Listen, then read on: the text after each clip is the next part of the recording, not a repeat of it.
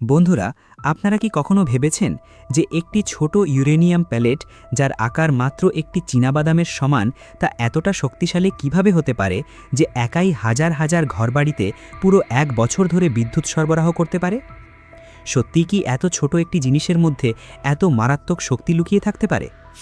আর আমি যদি আপনাদের বলি যে এই শক্তি অর্জনের পেছনে এমন একটি প্রক্রিয়া লুকিয়ে আছে যা বিশ্বের অন্যতম জটিল এবং বিপজ্জনক প্রক্রিয়াগুলোর একটি, তাহলে কি আপনারা বিশ্বাস করবেন?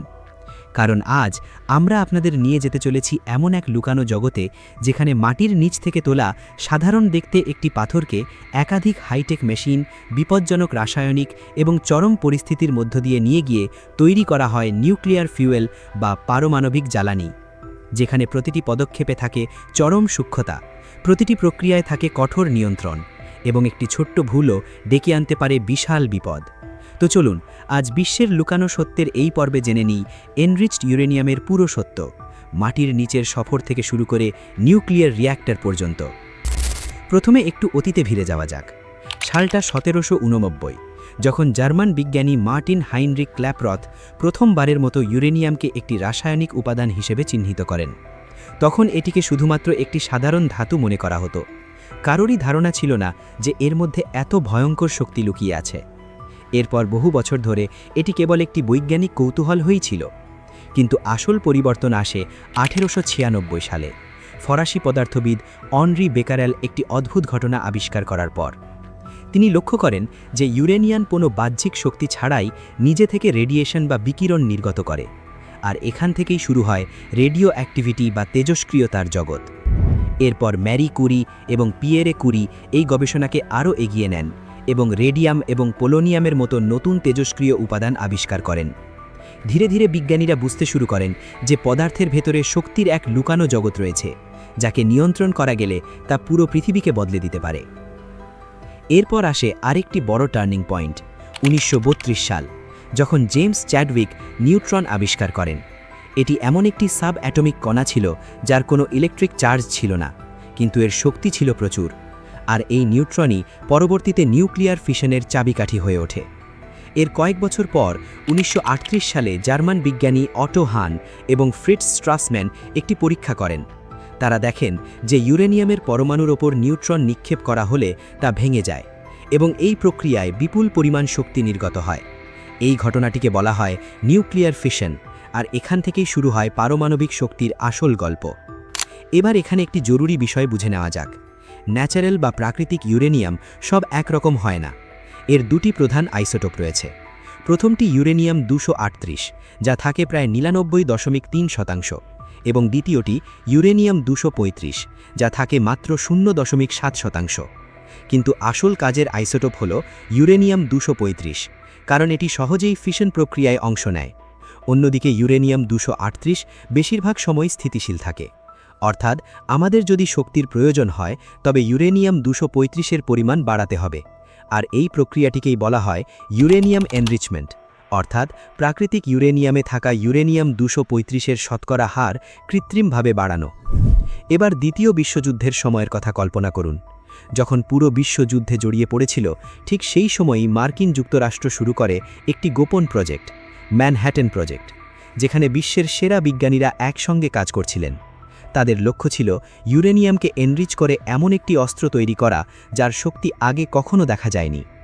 এই প্রজেক্টে এনরিকো ফার্মি এবং রবার্ট ওপেনহাইমারের মতো মহান বিজ্ঞানীরা যুক্ত ছিলেন। তারা এমন প্রযুক্তি তৈরি করেন যার মাধ্যমে ইউরেনিয়ামের আইসোটোপগুলোকে আলাদা করা যায়। আর এই গবেষণারই চরম পরিণতি ছিল হিরোশিমায় ফেলা পারমাণবিক বোমা, যা পুরো বিশ্বকে নাড়িয়ে দিয়েছিল। কিন্তু এরপর বিশ্ব পারমাণবিক শক্তিকে নতুন দৃষ্টিকোণ থেকে দেখতে শুরু করে।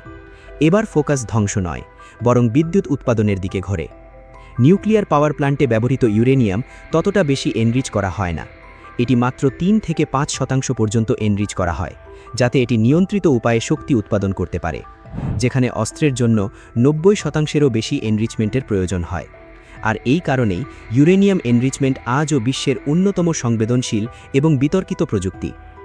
এখন প্রশ্ন হলো, এই ইউরেনিয়াম আসলে আসে কোথা থেকে?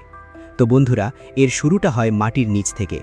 ইউরেনিয়াম পাওয়া যায় একটি বিশেষ খনিজে, যাকে বলা হয় ইউরেনিনাইট। এটি সাধারণত খুব কম ঘনত্বের মধ্যে পাওয়া যায়, কখনো কখনো মাত্র 0.1% থেকে 2% পর্যন্ত, অর্থাৎ 1 টন পাথরে মাত্র কয়েক কিলো ইউরেনিয়াম। তবে পৃথিবীতে এমন কিছু জায়গাও আছে যেখানে এর পরিমাণ অনেক বেশি, যেমন কানাডার সাসকাচুয়ান, যেখানে ইউরেনিয়াম আকরিকের বিশুদ্ধতা প্রায় 20%-এরও বেশি হতে পারে, যা বিশ্বভরের প্রায় 100 গুণ বেশি। তবে এখানে খনি খনন করা এত সহজ নয়, কারণ ইউরেনিয়ামের ওপর জলে পূর্ণ বেলে পাথরের একটি পুরু স্তর। কোনো প্রস্তুতি ছাড়াই খুঁড়তে গেলে পুরো খনি জলে ডুবে যেতে পারে। এই চ্যালেঞ্জ মোকাবিলায় ইঞ্জিনিয়াররা ব্যবহার করেন এক অসাধারণ প্রযুক্তি, আর্টিফিশিয়াল গ্রাউন্ড ফ্রেজিং। এই প্রক্রিয়ায় মাটির নিচে শত শত গভীর গর্ত করে তাতে বিশেষভাবে ডিজাইন করা পাইপ ঢোকানো হয়। এই পাইপগুলোর ভেতর দিয়ে প্রবাহিত করা হয় অত্যন্ত ঠান্ডা তরল ক্যালসিয়াম ক্লোরাইড ব্রাইন, যার তাপমাত্রা থাকে প্রায় -30 ডিগ্রি সেলসিয়াস। এই তরল ধীরে ধীরে চারপাশের মাটি এবং জলকে জমাট বাঁধিয়ে পুরো এলাকাটিকে একটি কঠিন বরফের দেয়ালে পরিণত করে, ফলে নিরাপদে খনন কাজ শুরু করা যায়। এরপর শুরু হয় আসল নিষ্কাশন। রিমোট কন্ট্রোল ড্রিলিং মেশিনের সাহায্যে পাথর ভেঙে ইউরেনিয়াম আকরিক বের করা হয়। শ্রমিকদের রেডিয়েশনের ঝুঁকি থেকে বাঁচাতে পুরো কাজটাই দূর থেকে নিয়ন্ত্রণ করা হয়। আকরিক ভূপৃষ্ঠে আনার পর স্ক্যান করে বড় ক্রাশারে ফেলে গুঁড়ো করা হয়। পাউডারটি জলের সাথে মিশে ভেজা বালির মতো স্লারি তৈরি করে, যা পরে প্রসেসিং প্ল্যান্টে পাঠানো হয়। সেখানে শক্তিশালী অ্যাসিড মিশিয়ে ইউরেনিয়ামকে গলিয়ে অন্যান্য ময়লা আলাদা করা হয়। এরপর আসে সবচেয়ে গুরুত্বপূর্ণ ধাপ, এনরিচমেন্ট প্রসেস। এর জন্য ইউরেনিয়ামকে গ্যাসে পরিণত করে হাই স্পিড সেন্ট্রিফিউজ মেশিনে পাঠানো হয়। এই মেশিন এত দ্রুত ঘোরে যে ভারী ইউরেনিয়াম 238 ছিটকে যায় এবং কাজের ইউরেনিয়াম 235 কেন্দ্রে জমা হতে থাকে।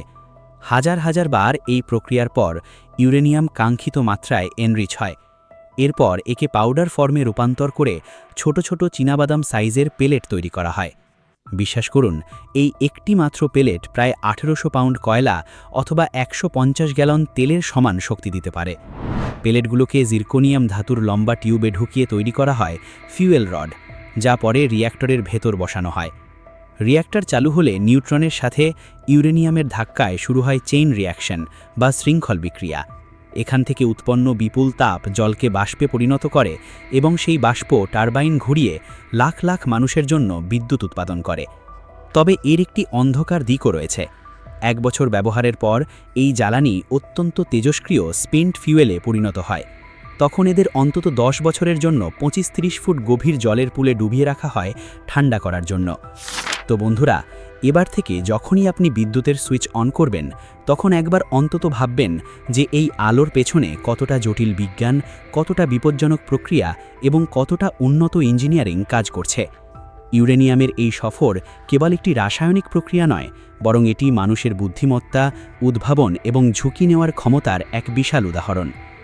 আজকের এই রোমাঞ্চকর সফরটি যদি আপনাদের ভালো লেগে থাকে, তবে এমন আরও গভীর এবং শক্তিশালী বিষয়ের জন্য বিশ্বের লুকানো সত্য চ্যানেলের সাথেই থাকুন, কারণ প্রতিটি ছোট জিনিসের পেছনেই লুকিয়ে থাকে একটি বড় গল্প।